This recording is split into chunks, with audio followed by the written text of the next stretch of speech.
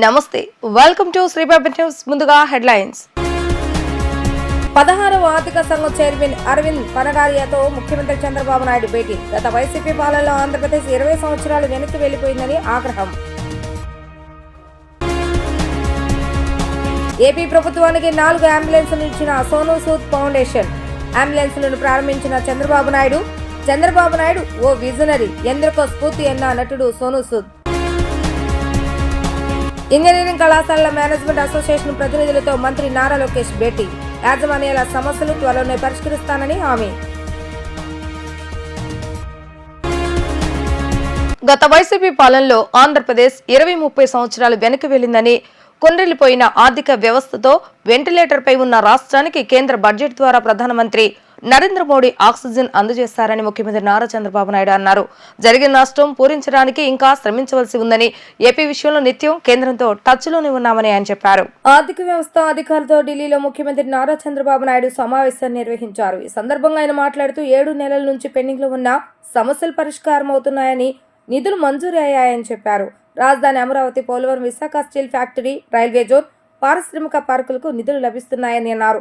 Budget ప్రసంగంలో AP పేరు ప్రస్తావించకపోయినప్పటికీ కేటాయింపుల పరంగా రాష్ట్రానికి మేలు జరిగిందని ఆయన చెప్పారు. బడ్జెట్ గురించి కొందరు సంకుచితంగా మాట్లాడుతున్నారు. ఏపీకి ఏమొచ్చాయని అడుగుతున్నారు. మాకు అన్ని లభించాయని అని వారికి చెప్పాను. మనకు శక్తి ఉండి మన పరిపాలన బాగుంటే నెంబర్ 1గా మనం నిలిచేలా కేంద్రం చేయుత ఉంది అని వివరించారు. ఇండియా కూటమి, ఎన్డీఏ రాజకీయాల గురించి నేను మాట్లాడదలుచుకోలేదని అన్నారు. నాకు అభివృద్ధి, దేశ భవిష్యత్తు ముఖ్యము. సరైన అభివృద్ధే సరైన రాజకీయం అని ఆయన వ్యాఖ్యానించారు. నిర్మలా సీతారామన్ నిన్న మాట్లాడినప్పుడు వారిని అభినందిస్తున్న తెలుగు కొటేషన్తో స్టార్ట్ చేశారు. దేశం అంటే మట్టి కాదోయ్, దేశం అంటే మనుషులోయ్ అని ఎలుగెత్తి చాటినటువంటి గురిజాడ అప్పారావు. కంట్రీ అంటే సాయిల్ కాదు, కంట్రీ అంటే మనుషుల్ని ఎంపవర్ చేయడం మన బాధ్యత అని చేసి 2047కు అవసరమైన ప్రియారిటీస్ అన్నీ కూడా బడ్జెట్లో చెప్పారు. మన రాష్ట్రానికి వస్తే 7 నెలల నుంచి చాలా వరకు పనులన్నీ పెండింగ్ ఉన్న ఇష్యూస్ అన్నీ అయినాయి. దానికి నిధులు కూడా పెట్టారు. అమరావతి కావచ్చు, పోలవరం కావచ్చు, విశాఖపట్నం స్టీల్ ప్లాంట్ కానీ, రైల్వే జోన్ కానీ, ఇండస్ట్రియల్ పార్క్స్ కానీ, అదే మరి ఇంకా ఒక మాటలో చెప్పాలంటే వెంటిలేటర్ పై ఉన్న రాష్ట్రానికి ఆక్సిజన్ ఇచ్చారు. ఇప్పుడు నిలదొక్కుంటున్నాం. ఇంకా మనము చాలా చేయాల్సిన అవసరం ఉంది. అయితే చేసిన డ్యామేజ్ 20-30 సంవత్సరాలు వెనక్కి వెళ్ళిపోయింది కాబట్టి ఇంకా చాలా శ్రమ పడాలి. ఎసులుబాటు లేని పరిస్థితి వచ్చింది. నటుడుగా తనపై ప్రేమ చూపించిన తెలుగు ప్రజలందరికీ సోనూ సూద్ ధన్యవాదాలు తెలియజేశారు. వైద్య సదుపాయాలు సరిగా లేని ప్రాంతాల కోసం 4 అంబులెన్సులను ఫౌండేషన్ ద్వారా ప్రభుత్వానికి ఇచ్చామన్నారు. ఈ అంబులెన్సులు ప్రజల ప్రాణాలు కాపాడటంలో ప్రభుత్వానికి ఉపకరిస్తాయని అన్నారు. సోనూ సూద్ చారిటీ ఫౌండేషన్ వ్యవస్థాపకుడు సోనూ సూద్ సచివాలయంలో ముఖ్యమంత్రి నారా చంద్రబాబు నాయుడును మర్యాదపూర్వకంగా కలిశారు. సమావేశం అనంతరం నటుడు సోనూ సూద్ మాట్లాడుతూ కొన్ని జిల్లాల్లో మారుమూల ప్రాంతాలకు ఈ వైద్య సదుపాయం అవసరమవుతుందని అన్నారు. రహదారులు లేని ప్రాంతాలకు వెళ్లి అత్యవసర పరిస్థితులలో ప్రాణాలు కాపాడాలని కోరారు. తెలుగు ప్రజలు తనకు అత్యంత ఆప్తులన్న ఆయన వారికి ఏదైనా చేయటం తన బాధ్యతగా భావిస్తానని తెలిపారు. సమాజానికి తిరిగి ఇవ్వాలన్న తపనే తనను ఇలా నడిపిస్తుందని తెలిపారు. కోవిడ్ సమయం నుంచి సీఎం చంద్రబాబు నాయుడుతో తాను టచ్లో ఉన్నానని, వారి ఆశీర్వాదం కూడా ఇప్పుడు తీసుకున్నానని అన్నారు. ఏపీని అభివృద్ధి చేయడంలో తన భాగస్వామ్యం కూడా ఉండాలని అంబులెన్సులను ఇచ్చానని అన్నారు. సూద్ ఫౌండేషన్ ప్రతి సామాన్య వ్యక్తి కోసం పనిచేస్తుందని, అవసరమైతే ప్రభుత్వాలతోనూ కలిసి పనిచేస్తామని అన్నారు. అంబులెన్సులు ఎంత అన్నది ముఖ్యం కాదని, ప్రజలతో ఉన్న అనుబంధం ముఖ్యమని తెలిపారు. ప్రస్తుతం నెల్లూరు, చిత్తూరు జిల్లాలో వీటిని ఉపయోగిస్తున్నారని అనుకుంటున్నానని అన్నారు. ముఖ్యమంత్రి ఒక విజనరీ అని, సామాన్యుల కోసం చాలా ఆలోచిస్తున్నారు. డిప్యూటీ సీఎం పవన్ కళ్యాణ్ కూడా త్వరలోనే కలుస్తానని అన్నారు. తన సినిమాల గురించి సైతం తెలిపారు. ఫతే సినిమా కోసం చాలా సమయం పనిచేస్తానని, ఇప్పుడు దాని సీక్వెల్ కోసం పనిచేస్తున్నానని అన్నారు. టాలీవుడ్ లో పనిచేసేందుకు సిద్ధంగానే ఉన్నానని తెలిపారు. తెలుగు దర్శక నిర్మాతలకు ఒక ఫోన్ కాల్ దూరంలోనే ఉన్నానని తెలిపారు. హీరో, విలన్ క్యారెక్టర్లు మాత్రమే కాదని, నటుడిగా ఏ రోల్ చేసేందుకైనా తాను రెడీ అని ఆయన స్పష్టం చేశారు. నమస్కార్ తెలుగు ప్రజలారా, I just want to thank all the Telugu people from the bottom of my heart for all the love. Today is a very special day because today we gave ambulances to multiple districts in Andhra. I always believe that all those small villages and districts which need that medical attention and they don't have those ambulances which a lot of people need during emergencies, because the roads are small, sometimes they don't have that medical facility. And a lot of people had approached me that they need ambulances. So we got 4 ambulances today for Andhra, and I hope they will save a lot of life. That will save a lot of good. And Andhra being very, very close to my heart, all Telugu people being very close to my heart, I want to do a lot of things for this state where, with the guidance of Honorable CM Sir, if you can do some development for the needy people, create some jobs, do some medical, facilities for them. So that's what my motive is, and I'm just trying to do my bit. Sir, is there any specific reason to select AP Andhra Pradesh? I think Andhra is my second home. People love me. They have taught me what I am today. They have made me what I am today. So there's a special love for Andhra. And of course, my wife is from Andhra. She's a Telugu. So more of a reason that, the kind of love that I get from people in Andhra, it's my duty to give back to them. And during COVID, it started the whole journey, and the kind of love that I've got from them, I will always be there for every Telugu person, people from Andhra. I'm just a phone call away. Need anything, I'm always there for you. People looking at you like a demigod, sir. Is there any political aspirations? No, I think I love staying as a common man, people's man, where I have their blessings. I think I don't need anything more than that. We have great politicians doing a lot of good stuff. We have Chandrababu sir, who's been a mentor for a lot of people. I think they're doing the great job. Me as a local individual, it's important to give back to the society. When you become big, when you become actors, when you become stars, when you earn a lot of money, I think it's time to give back to the society, because normal people are the ones who made us, and it's now our responsibility to give back to the society. Sir, Chandrababu Foundation is going to work with ji. government. आप कुछ direction कुछ दिया आप? Like I said, Chandrababu sir Covid के time से बहुत एक मेरा उनसे एक रिश्ता बना रहा है. I been in touch with them during Covid. और आज जब यहाँ पे एम्बुलेंसेस देने थे, तो मुझे लगा कि Andhra is my first place जहाँ पे मुझे देने चाहिए, और उनका भी ब्लेसिंग्स मिला, गाइडेंस मिला.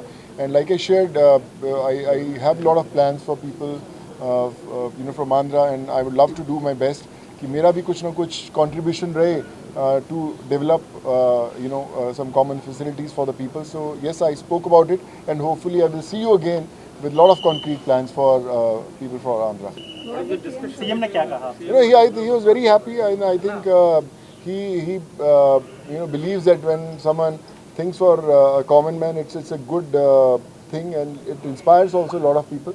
And he's a visionary. He's thinking so much for the common man, for the people. So I'm sure, he was very happy that we took that first step and we started. about brand ambassador for I think that you tell CM sir to make one. I'm ready. आप पवन कल्याण से मुलाकात हुई क्या? I haven't met Pawan Kalyan Garu, but whenever next time I come, I love to meet him. Yeah. కూటమి ప్రభుత్వంలో ఏకపక్ష నిర్ణయాలు ఉండవని, చర్చలు, సంప్రదింపుల ద్వారానే విధానపర నిర్ణయాలు ఉంటాయని విద్యా ఐటీ శాఖ మంత్రి నారా లోకేష్ స్పష్టం చేశారు. సంస్కరణలు అమలు చేసే క్రమంలో ఏవైనా తప్పులు దొర్లితే సరిదిద్దుకోవడానికి సిద్ధంగా ఉన్నామన్నారు. ఉండవల్లి నివాసంలో ఇంజనీరింగ్ కళాశాలల మేనేజ్మెంట్ అసోసియేషన్ ప్రతినిధులు మంత్రి లోకేష్ తో సమావేశమయ్యారు. ఈ సందర్భంగా కళాశాలలు ఎదుర్కొంటున్న సమస్యలను మంత్రి దృష్టికి తీసుకువెళ్లారు. ఈ సందర్భంగా లోకేష్ మాట్లాడుతూ రాష్ట్రంలోని ఇంజనీరింగ్ కళాశాలలో నాణ్యత పెంచడంపై యాజమాన్యాలు దృష్టి సారించాలని సూచించారు. గత పాలకుల నిర్లక్ష్యం కారణంగా విద్యా వ్యవస్థ నిర్వీర్యమైనందున ప్రాథమిక స్థాయి నుంచే పరివర్తనకు కృషి చేస్తున్నామని అన్నారు. గత 10 ఏళ్లుగా సంస్కరణలు లేని ఇంటర్ విద్యలో ఎన్నో మార్పులకు శ్రీకారం చుట్టామని చెప్పారు. అన్ని విద్యా సంస్థల్లో గ్రాస్ ఎన్రోల్మెంట్ రేషియో పెరగాల్సి ఉందన్నారు. విద్యా వ్యవస్థలో నైతిక విలువలతో కూడిన సంస్కరణలు తేవాలన్నదే మా లక్ష్యమని స్పష్టం చేశారు. ఆర్టీఎఫ్ స్కాలర్షిప్లకు సంబంధించి తొలి విడతలో 788 కోట్లకు గాను ఇప్పటికే 571.96 కోట్లు విడుదల చేస్తామని అన్నారు. 2-3 రోజుల్లో మిగిలిన 216.04 కోట్లు కూడా విడుదల చేస్తామని హామీ ఇచ్చారు. రాష్ట్రంలోని ఇంజనీరింగ్ కళాశాలలో ప్లేస్మెంట్స్ వివరాలను ఎప్పటికప్పుడు ఆన్లైన్ ద్వారా ప్రభుత్వానికి తెలపాలని ఆయన స్పష్టం చేశారు. నగరంలో జూదం ఆడితే పోలీసులు పట్టుకుంటారు. కృష్ణానది ఒడ్డు నుంచి కిలోమీటర్ లోపల ఇసుక దిబ్బలపై ఉన్న మన దగ్గరకు పోలీసులు రాలేరు అనుకొని భావించి జోదం ఆడుతున్న జోదర్లను పోలీసులు అదుపులోకి తీసుకున్నారు. పడమట పోలీస్ స్టేషన్ పరిధిలోని కృష్ణానది ఒడ్డున ఈ ఘటన జరిగింది. పడమట పోలీస్ స్టేషన్ కు పోలీస్ కమిషనరేట్ నుంచి ఇటీవల డ్రోన్ కెమెరా అందజేస్తారు. ఈ డ్రోన్ ద్వారా స్టేషన్ పరిధిలోని శివారు ప్రాంతంలో నిఘా ఉంచారు. ఈ క్రమంలో రామలింగేశ్వర నగర్ వద్ద నుంచి కృష్ణానది లోపలకు డ్రోన్ పంపారు. నది లోపల జోదం ఆడుతుండగా గమనించి పడమట స్టేషన్ కు సమాచారం అందజేశారు. పడమట పోలీసులు సమాచారం అందుకున్న కొద్ది నిమిషాలకే ఘటనా స్థలానికి చేరుకున్నారు. శిబిరంపై దాడి చేసి జోదారులను అదుపులోకి తీసుకుని వారి వద్ద నుంచి 13,000 రూపాయల నగదును స్వాధీనం చేసుకున్నారు. జగన్ అయినా మరి ఏ ఎమ్మెల్యే అయినా సాహిత్య కారణంతో సెలవు కోసం దరఖాస్తు చేయకుండా వరుసగా 60 రోజుల అసెంబ్లీకి గైహాజరైతే వారు చట్ట ప్రకారం అనర్హతకు గురవుతారని శాసనసభ ఉపసభాపతి రఘురామకృష్ణరాజు పేర్కొన్నారు. వరుసగా శాసనసభకు గైహాజరై వారిపై చర్యలు తీసుకోవడానికి చట్టంలో నిబంధనలు అవకాశం కల్పిస్తున్నాయని ఆయన తెలిపారు. రాష్ట్రంలో మొదటిసారి ఎన్నికైన ఎమ్మెల్యేలకు ఈ నెలలో నిర్వహించబోయే శిక్షణా తరగతుల కార్యక్రమానికి లోక్సభ స్పీకర్ ఓం బిర్లాను ఆహ్వానించేందుకు రాష్ట్ర శాసనసభ ఉపసభాపతి రఘురామకృష్ణరాజు ఢిల్లీ వెళ్లారు. ఈ సందర్భంగా సభకు గైహాజరవుతున్న వైసీపీ అధినేత జగన్ పై రఘురామకృష్ణరాజు స్పందించారు. ఈ సందర్భంగా ఆయన మాట్లాడుతూ జగన్ గత 5 ఏళ్లలో ముందుగా రికార్డ్ చేసిన ప్రెస్ మీట్లు తప్ప నేరుగా మీడియాను కలిసిన పాపాన పోలేదని ఎద్దేవా చేశారు. ఇప్పుడు అసెంబ్లీ సమావేశాలు జరిగేటప్పుడు మీడియా ముందు కొంత ఎక్కువగా కనిపిస్తున్నారని అన్నారు. ఒక శాసనసభ్యుడిగా అసెంబ్లీకి వచ్చి తన భావాలను వ్యక్తపరిస్తే ఆయనకు గౌరవం ఉంటుందని తెలిపారు. ప్రజాస్వామ్యంలో ప్రజలు ఎవరి గౌరవం కోసం మంకుపట్టు పడితే ఫలితం ఉండదని వెల్లడించారు. 60 రోజుల వ్యవధిలో సెలవులకు దరఖాస్తు చేస్తే పరిశీలిస్తారని, లేకుంటే 60 రోజులు దాటిన తర్వాత ఆయన ఆటోమేటిక్ గా ఎమ్మెల్యేగా అనర్హుడు అవుతారని పేర్కొన్నారు. పులివెందులకు ఉప ఎన్నిక వస్తుందని ఆయన వెల్లడించారు. నీచుడైనప్పటికీ కూడా అతను మహానుభావుడని చెప్పి కీర్తించే దుష్ట సంస్కృతి ఇంకా రాలేదు అని నేను విశ్వసిస్తున్నాను. ఇంకా రాలేదు అని నా విశ్వాసం. రాకూడదని కూడా చెప్పేసరికి ఆశించక చేస్తాను ఆశిస్తాను. రఘురామకృష్ణ గారు అసెంబ్లీ స్పీకర్ స్థానంలో ఉండగా జగన్మోహన్ రెడ్డి గారు అసెంబ్లీకి వస్తే ఎలా ఉంటుందని చూడాలని చాలామంది ఎదురు చూస్తూ ఉన్నారు. జగన్మోహన్ రెడ్డి గారు అసెంబ్లీకి వచ్చే అవకాశం ఉందా? ఏంటి అసలు ఆ డెవలప్మెంట్స్ ఏమన్నా? జగన్మోహన్ రెడ్డి గారు అసెంబ్లీకి వస్తే డెఫినెట్గా ఆయన ఎప్పుడు మీడియాకి గతంలో దొరికేవారు కాదు. 5 ఏళ్ళు ఎప్పుడు మీడియా ఏదో ప్రీ రికార్డెడ్ అలాంటి అప్పుడప్పుడు వదిలేవారు తప్ప మీడియాని కలిసిన పాపాను పోలా. ఇప్పుడు మీడియాకైతే అసెంబ్లీ సమావేశాలు జరుగుతూ ఉంటే కొంచెం ఎక్కువగా కనపడుతున్నారు. మామూలుగా కూడా వారానికి ఒకసారి 10 రోజులకు ఒకసారి మీడియాకు కనపడుతున్నారు. ఆయన ఎన్నికైంది ఒక శాసనసభ్యులుగా ఎన్నికయ్యారు కాబట్టి శాసన సభ్యుడిగా ఆయన అసెంబ్లీకి వచ్చి ఆయన మనోభావాలు ఏమన్నా ఉన్నా అక్కడ వెంటిలేట్ చేస్తే అది ఆయనకి మరి కాస్త గౌరవంగా ఉంటుంది. ప్రజాస్వామ్యంలో ప్రజలు ఇవ్వని గౌరవాన్ని మరి ఏదో మొక్కుపట్టు పట్టి బట్ ప్రజలు ఇవ్వలేదు. ప్రతిపక్ష హోదా ఎవరు ఇస్తారండి? స్పీకర్ గారు ఇస్తారా? ముఖ్యమంత్రి గారు ఇస్తారా? ప్రభుత్వం ఇస్తుందా? మనకు బుక్ ఉంది ప్రతిపక్ష హోదా అంటే. మరి కొన్ని చోట్ల బుక్లో లేకపోతే we go by the customs. మనకున్న కస్టమరీ ప్రకారం ఇప్పుడు 52 నుంచి కూడా లోక్సభలో ఫాలో అయింది. 10% ఆఫ్ ది మెంబర్స్ ఉంటే అది eligibility for leader of the opposition అని చెప్పి ఉంది. అది ఆయనకి తెలుసు, జగన్మోహన్ రెడ్డి గారికి కూడా తెలుసు.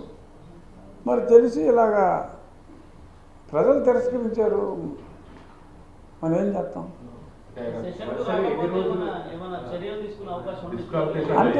అంటే చర్యలు తీసుకోవడానికి లాలో ఏమని ఉందంటే, కౌల్ అండ్ షెడ్యూల్ చూసినా ఎక్కడైనా కూడా ఒక వ్యక్తి, అది జగన్ కావచ్చు ఎవరైనా కావచ్చు, ఒక శాసనసభ్యుడు 60 రోజుల పాటు కంటిన్యూస్గా సరైన రీజన్తో లీవ్ అప్లై చేయకపోతే 60 రోజులు ఆబ్సెంట్ అయితే ఆటోమేటిక్గా హీ స్టాండ్స్ డిస్క్వాలిఫైడ్ అని చట్టంలో ఉంది. సో ఈ 60 రోజుల్లో మరి నాకేమన్నా కాలు బెనికిందండి. గతంలో ఆయన చాలాసార్లు బెనికింది, మణిపాల్ హాస్పిటల్కి వెళ్ళేవాడు. అలా ఏదన్నా మళ్ళీ లక్కీగా కాలు బెనికితే అప్లై చేస్తే, మాకు చెప్పకపోతే కుదరదు, మళ్ళీ అప్లై చేస్తే there is a chance. Otherwise 60 రోజులు ఓవరాల్గా ఇప్పుడు దాకా అయితే ఆయన సెలవు పెట్టల. 60 రోజుల పాటు రాకపోతే ఏం చేయక్కర్లా, ఎవరు ఏం చేయక్కర్లా. ద లాసెస్ ఈజ్ ఆటోమేటిక్గా ఆయన, నేను కోర్టులో కేసు వేసాను, నాకు ఈ పోస్ట్ కావాలని చెప్పి కేసు వేసాను అంచేత అది కుదరదు అంటానికి లేదు. అప్పుడు 60 రోజులు ఆయన రాకపోతే పులివెందులకు బై ఎలక్షన్ వస్తుంది. మా నాన్న నందమూరి తారక రామారావుకు భారతరత్న రావాలన్నది అందరి కోరిక అని శ్రీ సత్యసాయి జిల్లా హిందూపురం ఎమ్మెల్యే నందమూరి బాలకృష్ణ అన్నారు. నాకు పద్మభూషణ్ ఇచ్చిన రోజు కంటే ఎన్టీఆర్కు భారతరత్న వచ్చిన రోజు ఎక్కువ సంతోషపడతానని ఆయన వ్యాఖ్యానించారు. హిందూపురంలో ఆయన విలేకరులతో మాట్లాడుతూ ఎన్టీఆర్కు భారతరత్న వస్తుందని చాలా నమ్మకంగా ఉంది, వస్తుందని ధీమా కూడా వ్యక్తం చేశారు. నేను నటించిన పాత్రలకు ప్రజలు ఆమోదం తెలిపినందుకే నాకు ఈ అవార్డు దక్కిందని అనుకుంటున్నానని అన్నారు. పద్మభూషణ్ రావడంతో నాలో కసి పెరిగిందని, నేను నటించే పాత్రలను సవాల్గా తీసుకుంటానని తెలిపారు. నా పాత్రకు నేనే ఛాలెంజ్, పదవులకు నేనే అలంకరణేమో కానీ పదవులు నాకు అలంకరణ కాదు. నా 2 ఇన్నింగ్స్ ప్రారంభమైందని ఆయన అన్నారు. నా అభిమానులు అయితే నాకు ఇవ్వడం ఇంకా నాలో కసిని పెంచింది, అంతే అంటున్నాను. అందుకే అన్నాను నా 2 ఇన్నింగ్స్ ఇక్కడ మొదలైందని. So thanks. మరి నేను నటించిన రకరకాల పాత్రలు అవి మరి ప్రజలే దానికి ఆమోదం వేశారు. మరి ప్రతి పాత్ర ఒక రాకే నాకు ఛాలెంజ్గా ఉండేది, నాకు ఎవరు ఛాలెంజ్ కాదు, నా పాత్రే నాకు, ప్రతి పాత్ర ఛాలెంజ్. నాకు ఆ ఛాలెంజ్లో నాకు నేనే అంతకంటాను. ఏంటి వీడికి అంతా తెలుసా అనుకుంటారు కొంతమంది నన్ను చూసి. నాకంటే తెలుసుకునేంత గొప్ప విద్య ఇంక వేరేది లేదని నేను అంటాను. అంటే నా గురించి నేనే తెలుసుకుంటున్నాను. సో ఎప్పుడు మనిషి ఒక దాంతో ఒక స్థాయితో తృప్తి పడటం కాదు, ఆ పైన ఇంకా ఇస్తున్నారు అవకాశం, దాన్ని ఇంకా ఎలా మనల్ని మనం పదును పెట్టుకోవాలి అన్న ఒక తపన ఉండాలి. ఆ తపనే నన్ను నడిపిస్తుంది. అదే పుణ్య దంపతుల అమ్మగారు, నాన్నగారు ఆశీస్సులు, ఆ కళమ్మ తల్లి ఆశీస్సులు, ప్రేక్షక దేవుల ప్రోత్సాహం. తప్పకుండా అండి, వస్తుంది కూడా. అదే అందరి కోరికమ్మా, అందరి కోరిక. అప్పటిదాకా అది వచ్చేదాకా కూడా నాకు ఈ పద్మభూషణ్ ఇవన్నీ నేను అంటాను కదా, ఇప్పుడు పదవులకు నేను అలంకారమో కానీ పదవులు నాకు అలంకారం కాదని. రామారావుకి భారతరత్న వచ్చే వరకు అది రావాలని వస్తుంది తప్పకుండా, అది అలాగే ఉంటుంది. ఆకలి దేశంలో అటవీ ప్రాంతంలో ఉండే అటవీ సంపదను, ఖనిజాలను, వనరులను కార్పొరేట్లకు కట్టబెట్టే విధంగా మోడీ ప్రభుత్వం వ్యవహరిస్తుందని సిపిఐ ఎంఎల్ న్యూ డెమోక్రసీ రాష్ట్ర అధికార ప్రతినిధి ఆరోపించారు. కాగా ఆపరేషన్ పేరుతో దేశంలోని అటవీ ప్రాంతంలో మానవహోమం సృష్టిస్తున్నారని అన్నారు.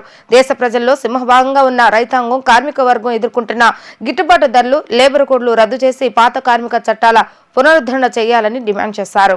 గాంధీనగర్లోని ప్రెస్ క్లబ్ లో కాగర్ పేరిట కేంద్ర ప్రభుత్వం ఆదివాసులపై జరుగుతున్న మారణకాండపై సిపిఐ ఎంఎల్ న్యూ డెమోక్రసీ ఆధ్వర్యంలో రౌండ్ టేబుల్ సమావేశాన్ని నిర్వహించారు. ఈ సందర్భంగా సిపిఐ ఎంఎల్ న్యూ డెమోక్రసీ రాష్ట్ర అధికార ప్రతినిధి చిట్టిపాటి వెంకటేశ్వర మాట్లాడుతూ దేశం కాగార్ పేరుతో అటవీ ప్రాంతంలో ఒక మారణ హోమం జరుగుతూ ఉందని ఆరోపించారు.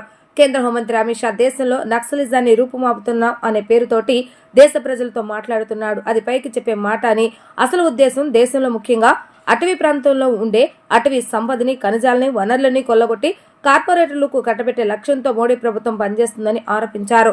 అటవీ చట్టాల్లో మార్పులు పార్లమెంటు ఆమోదించకుండానే ఆదేశీ రూపంలో కొన్ని తీసుకొచ్చిందని, వీటికి వ్యతిరేకంగా ఆదివాసులు ఆందోళన చేస్తున్నారని, దానికి నాయకత్వం వహిస్తున్న నాయకులను ఓచకోత కోసి వారిపై నక్సలిజం ముసుగేస్తున్నారని అన్నారు. ఈ సామూహిక హత్యాకాండ మీద, రాజ్యాంగ హక్కుల ఉల్లంఘన మీద సుప్రీంకోర్టు జడ్జిలతో ఒక విచారణ కమిటీ వేయాలని రౌండ్ టేబుల్ సమావేశంలో నిర్ణయించినట్లుగా స్పష్టం చేశారు.